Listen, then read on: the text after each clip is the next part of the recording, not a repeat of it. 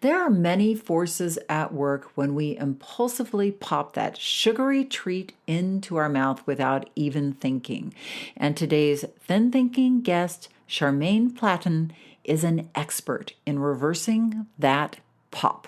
So join me today where Charmaine walks us through her 4-part technique for wrangling our impulses. Put the sugar bowl down and come on in. Did you know that our struggle with weight doesn't start with the food on your plate or get fixed in the gym? 80% of our weight struggle is mental. That's right. The key to unlocking long-term weight release and management begins in your mind. Hi there, I'm Rita Black. I'm a clinical hypnotherapist, weight loss expert, best-selling author, and the creator of the Shift Weight Mastery process. And not only have I helped thousands of people over the past 20 years achieve long-term weight mastery, I am also a former weight struggler, carb addict, and binge eater. And after 2 decades of failed diets and fad weight loss programs, I lost 40 pounds with the help of hypnosis. Not only did I release all that weight, I have kept it off for 25 years. Enter the Thin Thinking podcast where you too will learn how to remove the mental roadblocks that keep you struggling. I'll give you the thin thinking tools, skills, and insights to help you develop the mindset you need, not only to achieve your ideal weight, but to stay there long term and live your best life. Hello, everyone, and welcome to February. I hope you're all staying warm here in the heart of winter. This is a real weekend project time, isn't it? Do you have those projects that are just hanging around and haunting you, and you keep promising to get them done and then say, well, maybe next weekend? Well, we have had a few, including cleaning out my closet. I'm actually really excited that I'm going to be doing that this weekend, and even more excited that my husband is cleaning out his closet, because I think I've shared with you, my husband is a bit of a pack rat. Now, if you ever meet my husband, don't tell him I told you that, but he is. He has 5 times more shoes than I do, and he has some pants in his closet that still have tags on that he bought 2 years ago. I don't know. He's not a shopaholic, but he just thinks he doesn't have enough tan khaki pants, and then he has a closet full of them. I don't know. Men, I still haven't figured them all out. But I have been married for 33 plus years, and when your Valentine's Day fun is you both mutually cleaning out your closets together, well, there you go. Actually, it's kind of sweet, because it really is a project that binds us together. But if you step back a couple of steps and look at it, you're like, well, okay. But for me, I love cleaning out my closet. I love being organized. That is a way better treat than going out to eat at a crowded restaurant. I think I've shared with you, maybe last Valentine's Day, I am a former waitress, and I don't think any people who ever waited a table ever go out on New Year's, on a Valentine's Day, or any 4th of July, any of the major holidays, because you just know the kitchen's overworked, the wait staff is overworked and surly. They don't want you to be like, there's just too many people. So I think I told my daughter, she's had a boyfriend now for 3 years. I can't believe it. And I said, honey, just don't go out on Valentine's Day. You guys just stay home. So anyway, speaking of getting rid of things, my guest today is going to help us get rid of sugar cravings, and I can't wait for you to meet her. I thought this was perfectly timed with Valentine's Day coming up. Charmaine Platon is a sugar cravings coach, certified health coach, and registered nurse. She is the creator of Sugar-Free Self-Care and is an impulsive eating expert. Years ago, Charmaine was an impulsive emotional eater and couldn't imagine living life with less sugar and carbs. During her work as a nurse, eating was the way that she coped with the stress on the job until she was diagnosed with prediabetes in 2017. Since then, Charmaine has reversed her prediabetes, maintained weight loss, and created sugar free self care to empower women to learn how to stop coping with daily life stressors through the use of sugar and carbs. She now empowers dozens of women, especially entrepreneurs, to practice sugar free self care so that they can have the body they deserve and feel in control around food. Hello and welcome to Thin Thinking, Charmaine. It's really awesome to have you on here today. Thank you for having me. So excited. Yeah, no, I'm really intrigued about what you do. Tell everybody a little bit about how you help people. It sounds like you help people a lot with impulse control. Yeah, that's my specialty. I love talking about it. So hello everyone. I'm Charmaine. I'm a weight loss coach for women entrepreneurs, and I am also an impulsive eating expert. I help women feel in control around sugar and carbs through impulse mastery in just 4 steps. And yeah, that's what I help people with. That's super. And you mentioned entrepreneurs. How did you get into helping women entrepreneurs? Like what made you decide that was your tribe that you wanted to speak to? Yeah, it's funny. It wasn't I definitely did not think it would go this route. Like I actually used to be a nurse for 8 years. I was a psychiatric nurse. And so I used to be a weight loss coach for nurses just because I was like, I know nurses, that's who I work with. But then I just realized everything that the nurses had in common with weight loss was they all struggled with sugar and carbs. And Hmm. then I became like a sugar cravings coach. And then all the people who wanted help with sugar tended to be really ambitious women, like high achieving, like high performing kind of women, like lawyers, attorneys, entrepreneurs, nurses that are in like leadership roles. So that was kind of like the people I attracted. So I was like, oh, okay, I'll just work with that. Well, how did you get started? I mean, tell us a little bit about your story and how you got into doing what you do in the first place. Yeah, I never thought I'd be where I am, which is so crazy. Like I said, I was a registered nurse, like a psychiatric nurse for 8 years. And Wow.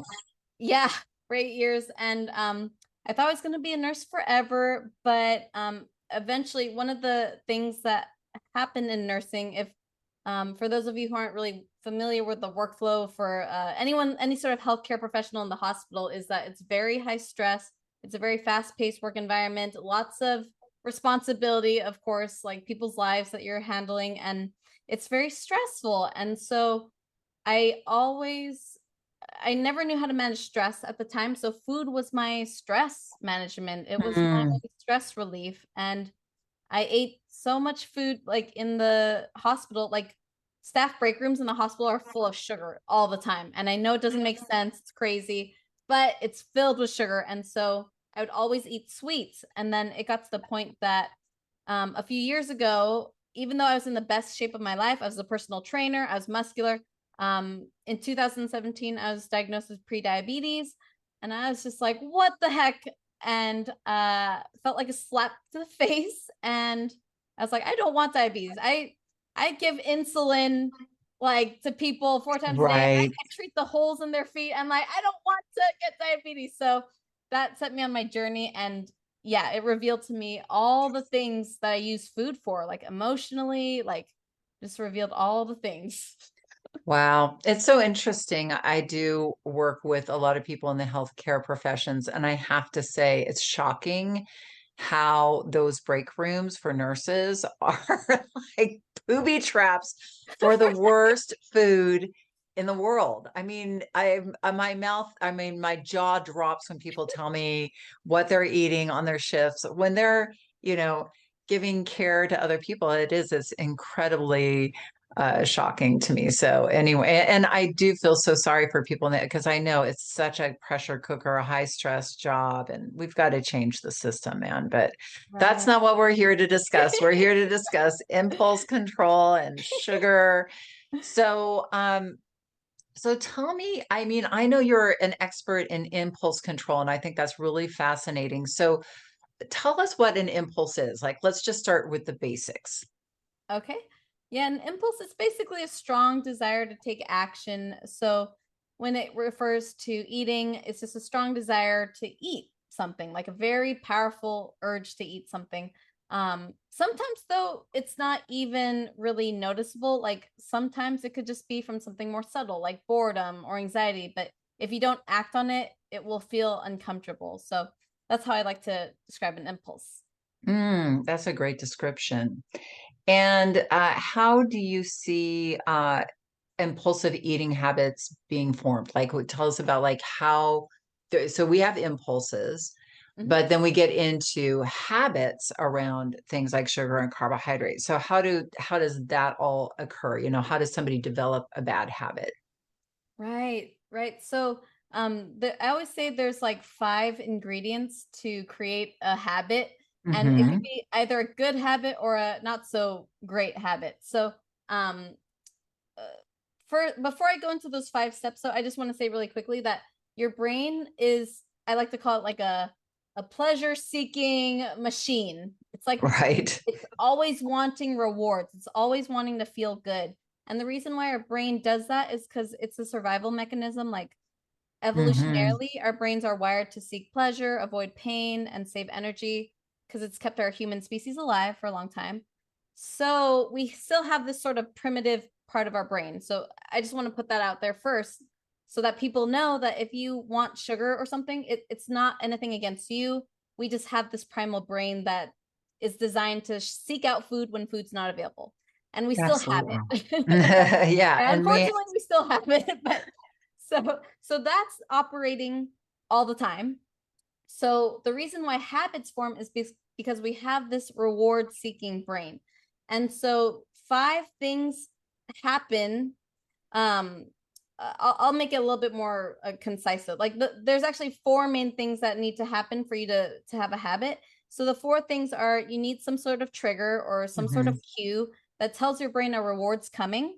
So that hmm needs to take place first. And then you need a craving. So when a trigger comes, then you get a craving, like you want to eat something. It's like a thought that comes in your mind of, ooh, this looks good. So that has to be there. And when you have a craving, then you have a response, which is usually like eating the sugar, whatever that is, eating the food. And then that creates a reward. So the reward means feeling good after you eat the cookie or you eat the thing. And when you do that and the brain gets a reward, it actually starts, that's how the brain learns. Like the right, brain learns when you have a reward. So now the next time you have a cue or a trigger, the brain associates that reward, that pleasurable activity with the trigger. So every right. time you're triggered, your brain will always want to seek out that food and or that behavior, and it will keep doing that unless we stop it. Right. Yes. So Right. that part of the brain, the old part of the brain, has gotten really good at, oh, this worked. This gave me pleasure. Let's dial that in so that we have that again and again Mhm. and again. You know, it's so interesting because I work with weight, but I also work with smokers. And I think that part of the trigger response, you know, a smoker could be sitting there going, why am I doing this? I'm not even enjoying it. But the other part of the brain is like, yes, you are. And I think for so many people, they get into that, you know, the trigger response, that habit. And even though they're eating it, even though a part of their brain is getting pleasure, it's like watching a train wreck. They're like, why am I doing this? I don't even want to be doing this a lot of the time. And I'm assuming that's, yeah, what you're dealing with is breaking through that syndrome. I mean, you're that impulse. I mean, I think it's mostly driven by dopamine, right? Like that's the reward. Yeah. Right. So, I mean, and that is so powerful. Right. I mean, didn't Yeah. they had some sort of study where they had rats and they gave them sugar water and they stimulated the dopamine center and the rats continued to drink it until their stomachs exploded or something horrible and awful like that? So horrible. But yeah, yeah, they've done studies like that, and it's crazy how even though you can know intellectually that it's not serving you, it's not the intellect that is involved in the habit. Right. The The conscious mind is not involved at all. It's the subconscious mind. Yeah. The deeper right, brain. the brain that's primitive, the brain that wants you to survive. So it's just this survival instinct, which is really hard to override with intellect, because if your brain actually thinks you're going to die, it doesn't care. It's like, no, we're going to die, you know? Yeah. So how, I know you have a methodology for helping somebody break out of that habit. Can you walk us through a little or give us little tidbits of how you start to work with the brain in a different way? Yeah, I would love to. So this is what I call my impulse mastery method. It's a 4-step method that I have tried and tested myself. It's helped me get off sugar since 2018. It's helped me stop drinking alcohol since 2018. I also don't drink Wow. coffee anymore, which I thought would be impossible. I was a coffee addict for so long as a nurse. I mean, come on. But yeah, I haven't drank coffee for 2 years. So the whole point of the impulse mastery method, though, is you don't want to take action from this primal part of your brain that just wants to eat sugar all the time. Like, you have to, we thankfully as humans, we have a different part of our brain that's more evolved than other animal species. Like, if we didn't have this other part of our brain, then we'd just be like all the other animals that just eat and sleep all the time. So we have this higher part of our brain, the more evolved part of our brain, called the prefrontal cortex. And that's the part of our brain that's involved in executive decision making, planning, achieving goals. And we all have this part of our brain.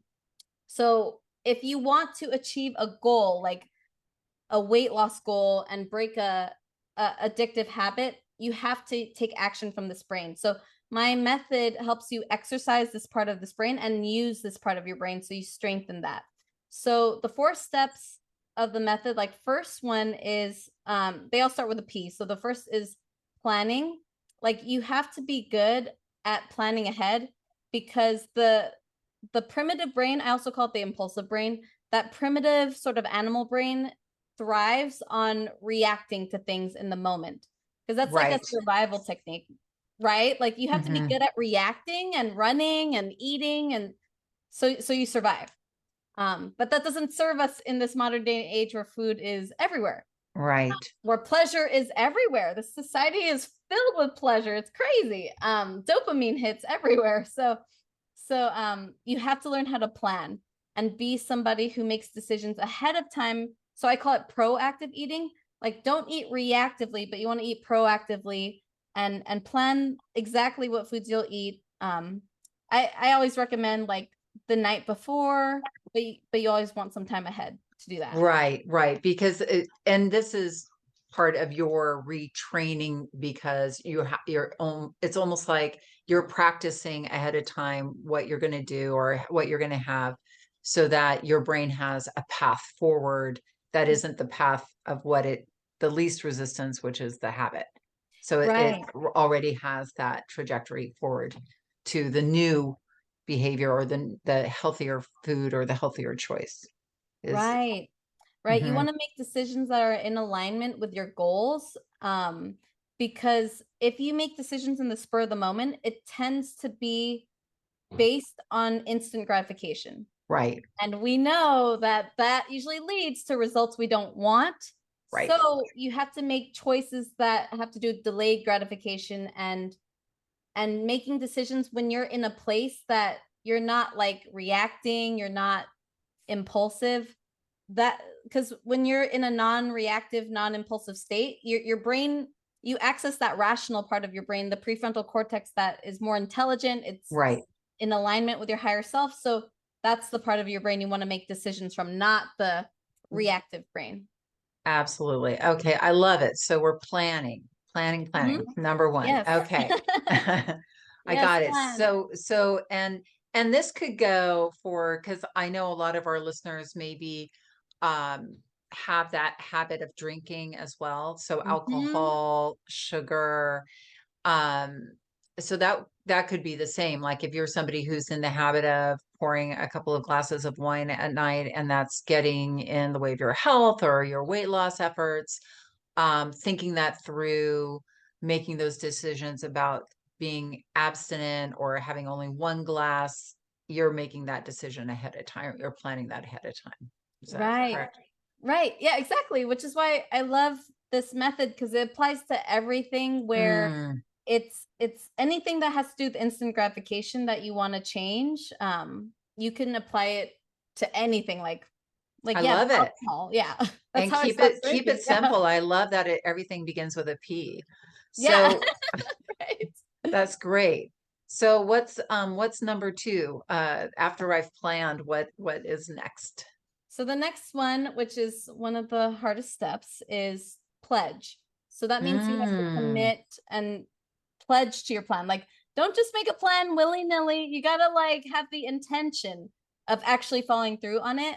And this part is is hard for a lot of people because a lot of people plan things and they don't follow through. So you have to have the skill of following through on what you say you'll do. And to do that, part of what I teach is some mindfulness exercises, because if you don't react to your impulses and urges, you can have your plan of like food, for example. You could plan what you want to eat.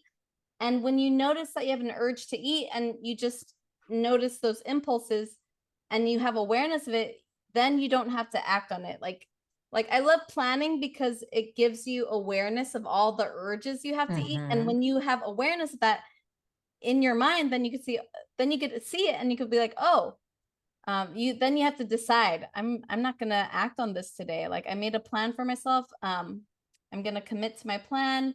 Um, but that leads me to the next step, which Okay. yeah. Yeah. So there's that intention, and then allowing yourself to be aware of the impulses.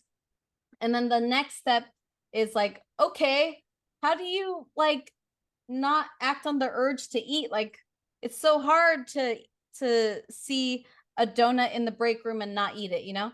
So the third step is to process. So you have to know how to process the discomfort you're going to feel in your body when you don't eat. Because getting like not acting on the impulse, it's really similar to like getting off of a drug or getting off of smoking, like hmm because it feels so uncomfortable. hmm Um, you feel that urge. So you have to know how to allow yourself to feel that urge in your body and process that feeling without acting on it. hmm And is that partially that processing how you communicate with yourself internally? Like, oh, I'm feeling this feeling. It's okay. I have it. I call it like the inner coach versus the critic or the rebel. Like you're like, oh, okay, we're feeling that feeling. It's great. We've made this pledge. We're following through. So you're shifting the focus of your brain from, reactive and that dopamine brain to beings, in charge, focusing on how that feels to be aligned with yourself. Right. That's the part where I call it the power pause. Like when you're just in that moment where you have a craving and Mm, you know that you want to eat off plan, but then you just pause, and that helps you to give yourself time to process and really reflect and be like, okay, I know there's this urge here. I know there's this impulse. And let me remember why I made this plan for myself. Like, let me remember what my goals were, and let me think, like, what am I feeling right now? Like, am I actually hungry in this moment, or is it an emotional hunger? Is it physical or emotional? Do I really need to eat this right now, or do I not? And then you could sit with that feeling. Like if you really know it's not a physical a hunger and it's emotional, and I define emotional hunger just anytime you eat for any other reason besides fueling your body, right. Yeah. right? So if you know it's emotional, then that's when you process and you could sit with it and be like, okay, let me just sit with this feeling, let me see how it feels in my body, and let me feel this feeling instead of eat my feelings. That's awesome. I love that term, power pause. That's Mm-hmm. terrific. That's so cool. Thank you. Um, awesome. So I've paused, I've planned, I've pledged, I've paused, and what is the last uh the last step? And then the last one, which is one that most people don't do, is persist. So that Mm, there's a few things in there. So persist, of course, it means to keep going and never give up. But the piece I also want to add in there is you have to also be willing to learn from your mistakes. It's kind of like evaluating what happened and then applying what you learned to the future. Yeah. Most people don't learn from the mistake. Mm-mm. It brings up a lot of shame when you look at how you eat. A lot of people don't like to look at that. And then they miss out on why they ate to begin with. And if you miss out on that, you're going to keep making the same mistake Yes. over and over. Yeah. So you need that evaluation and assessment piece, or else you're going to keep being in the same loop. You're going to keep making the same mistake, and you're going to want to give up. Yeah. Um, so yeah. I love that. Yeah, I have a term I call it being an apprentice rather than a struggler, and to remove the shame, the idea of like I'm on a learning path rather than a being good on a diet path. And there's so much shame in that moment of eating something that you had planned not to eat, and self-shaming, and it creates such a horrible feeling that our brain, like you said, is very good at let me escape this feeling by then just promising to start over tomorrow and be good, and I'll just eat how much ever sugar I want for the rest of the night, making that plan for future action, which delays the pain, or it pushes it back. But I love that idea of persisting. I mean, it is so true with weight mastery. So much of what long-term permanent weight mastery is about is resilience, and really building that persistent muscle. And it really is about being in that moment when you are something maybe didn't go right and going, well, that didn't work out for me. So let me look at what went wrong so I can not do that the next time. We do that in every other part of our life, it seems, except for weight management. I don't know why Right. that is, but it's just like, I'm a parent, I've learned to parent not from being a good person, but just from trial and error, my God. And with work, um, I don't know any other, like with work, if we just got up and left work and started again on Monday, you can't do that. But, in Right. this wacky world. So I'm curious about people, because sugar is one of these things. It's so emotional. We are so viscerally wired, like you said, deep, deep, deep. And it's not just the primitive brain, but then, it's one of the first things, especially in our American culture, right? I mean, and you could probably speak to this a lot better than me, is that, from a very young age, we are wired from sugar from the people who love us, right? Mommy gives us a treat. Granny makes us cookies at the holidays. We have birthday cake. We have all these sugar triggers that are not just that are really rooted in our very being, our culture, our family culture, our social Mhm. culture. So when people come to you to work in, these, because I know a lot of these women, I work with,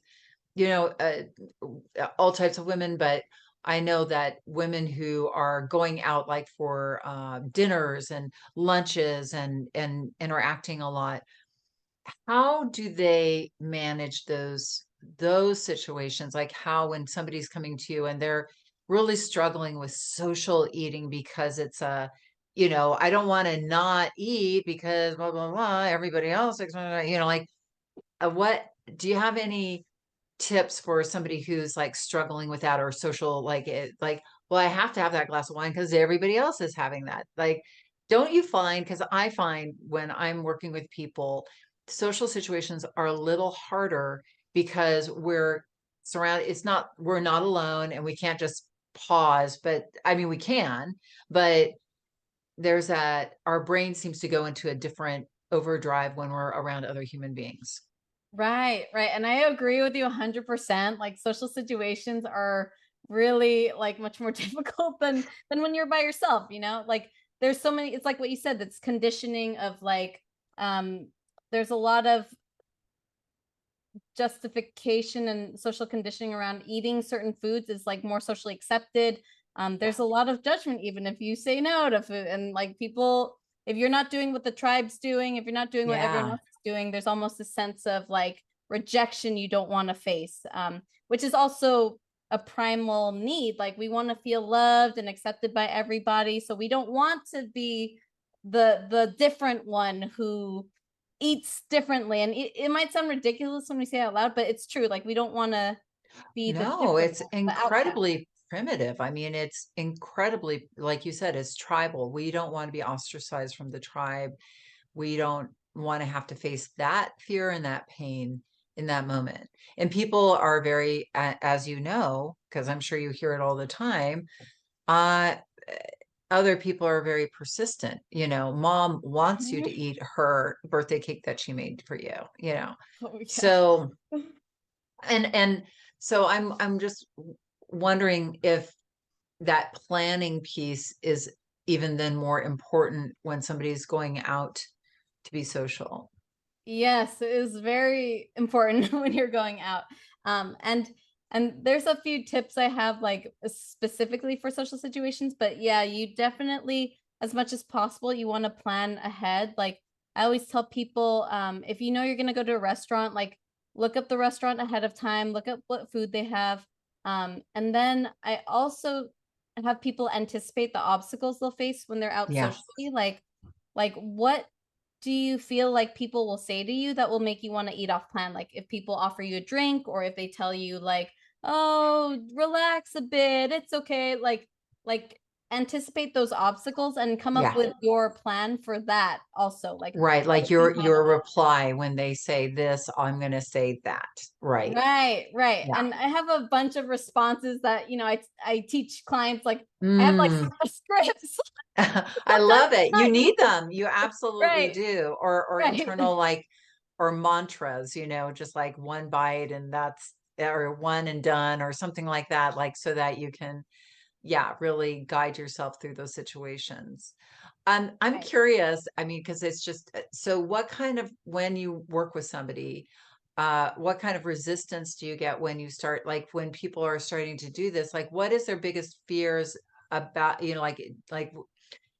people want to do something. They want to have break through these habits, but then resistance comes up, right? People Mhm. almost the other part of them fights it. Ugh, this is too hard. I can't do this. So, what's when you work with somebody, are you telling them, I'm just kind of curious that they're trying to manage their sugar. They're not completely taking it out of they're not taking it off, but they're figuring out like what works for them, what doesn't, breaking those habits. Like, are there, like because you call yourself sugar free or that's part of your thing. And I don't know if that, but, you know, do you find that people do better when they keep a fairly low carb regime going because it keeps the brain in a different state than I mean, because I've certainly seen that in my practice over the years that some people are more genetically prone to sugar than other people. I see there's a propensity and it runs on a spectrum. And so I was just curious what, about that. Like if some people really have a harder time than others, if you have them take it lower, or if it's more just working with these specific impulses, Right. That's a great habits. question because impulses, it's affected by two things. Like it is working with the brain, like the psychology of the brain, and it's the brain's reward system. And the other piece of it is also physiological. It is like you do get physiological cravings, like you're more prone to having cravings if your hunger hormones aren't balanced. And normally when you eat foods that are higher in sugar or processed foods, or if you have like flour and foods that are packaged, like foods that are stripped of their nutrients and they don't really fill you up, those kind of foods will they could hijack your reward system because they're very pleasurable, and they could make you crave more. So impulses definitely are affected by both, like the food and the psychology of it. So I do, this is just my personal philosophy. I know people, there are a lot of thoughts about this, but Oh yeah, yeah, for sure.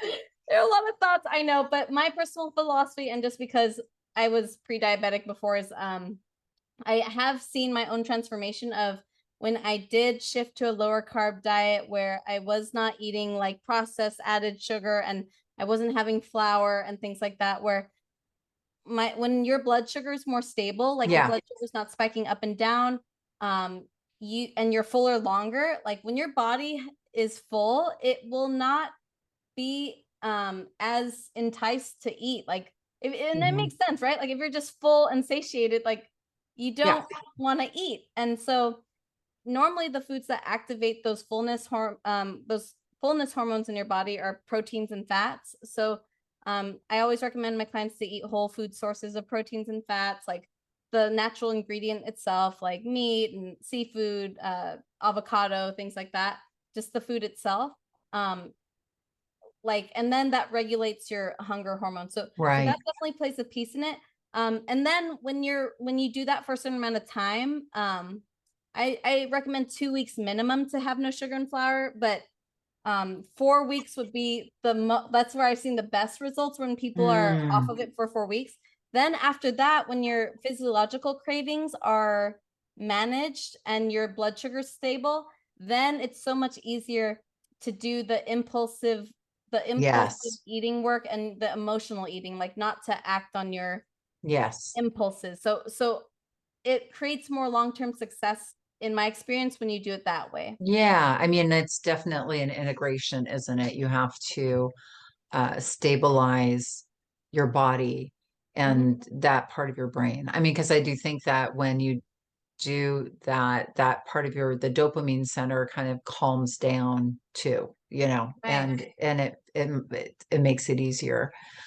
Well, this is really great. This is super fascinating. And is there anything like somebody who's like really, really struggling right now with sugar and carbs and habits, like one like the first step that you would give them to kind of get going on being healthier and breaking that impulse? I would say like the first step is just to practice planning. Like I would just say just start with that, because if you're feeling like you're sort of out of control with your eating, it's most likely because there's no structure around what you're eating, or you're eating like what you feel like eating in the moment. Like I would say, just if you would just want to start, like you really want to just try to get in the habit of planning ahead of time what you're going to eat, and just being very gentle with yourself, like realistic with yourself in the beginning. Like if it seems like too much of a stretch to not have sugar or flour in this moment, like just plan ahead of time what you realistically will eat, and then just practice following through on that. Just so you build some self-trust with yourself, and you're not like you could prove to your brain that you can Yes, have control over the right. food. When you when But you do what you say you're going to do, it builds mhm. that confidence. Yeah, I agree with you. That's an awesome first step for sure. There was something I was going to ask you. Uh, it will come back to me. It will come back to me. Yes. Uh, so tell us about, so Charmaine is being generous. She's offering a free offer. So please tell us about your free offer that everybody can go and get in show notes. It sounds Sure. amazing. Yes, yes. Thank you. So yeah, for everybody who is struggling, especially with sugar and carbs, those are the most challenging foods that I've found throughout the years that my clients struggle with. And that's my expertise, because yeah, like I was pre-diabetic, like I said, so I learned how to get off the sugar and carbs. So I made a quick start guide to help you stop craving sugar and carbs that you could get for free. And that guide will help you like with just like the baby steps to get started on how to not act on those impulses to eat the sugar and carbs. So those are the quick first steps. And if you are wanting more support, like if you're wanting the help of a coach to help you dive deep into how to manage your brain, how to not act on those impulses, I'm also offering a free impulse mastery strategy session to help you see like where you're stuck on your wellness journey, and we can make a plan on how to get to where you want to be. Awesome. So we're going to put Charmaine's freebie and information to get in touch with her if you want to take her up on that session in the show notes. So check out the show notes. Charmaine, my brain cannot remember that question. I know as soon as we say goodbye, I'm gonna, damn, why didn't I ask her that question? But is there it if there's anything else you know, like a what do they call it, that a burning desire, the burning desire to share any ideas or any thoughts other than all the brilliance that you've already laid upon us. Oh, thank you. Well, I just want to share with people, like, no habit is ever permanent. Like, our brain has habits, but no habit is ever permanent. We can change any habit, and if you have any habit that you feel like it's impossible to change, I feel you. And it's also possible to break the habit. So if you are struggling in any place of where you're at now, the first step is really considering the possibility that you can break the habit, because it is possible. Your brain, there's no such thing as a permanent habit. So Right. offer that. I love that. That's a really wonderful place to end, because that's a lot of hope.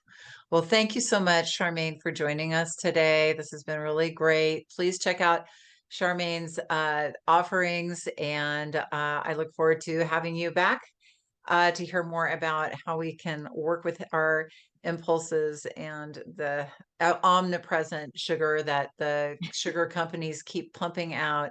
I see all those executives in the boardrooms just going, okay, how can we get people more addicted to food? So crazy. Oh my God. We can have a whole conversation on that. I know, oh I know. God. And I feel like I know.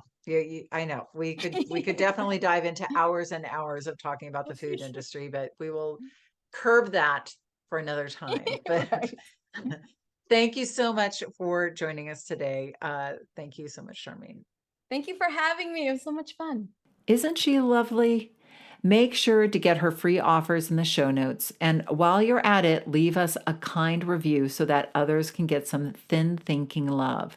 Leaving a review helps other people find us. And if you take a screenshot of your review and send it to us, you will get a coupon to go shopping in the Shift store and get a free download. So write us that review and check out what lovely sweet treats, but free and non-sugary treats Charmaine has left you in the show notes.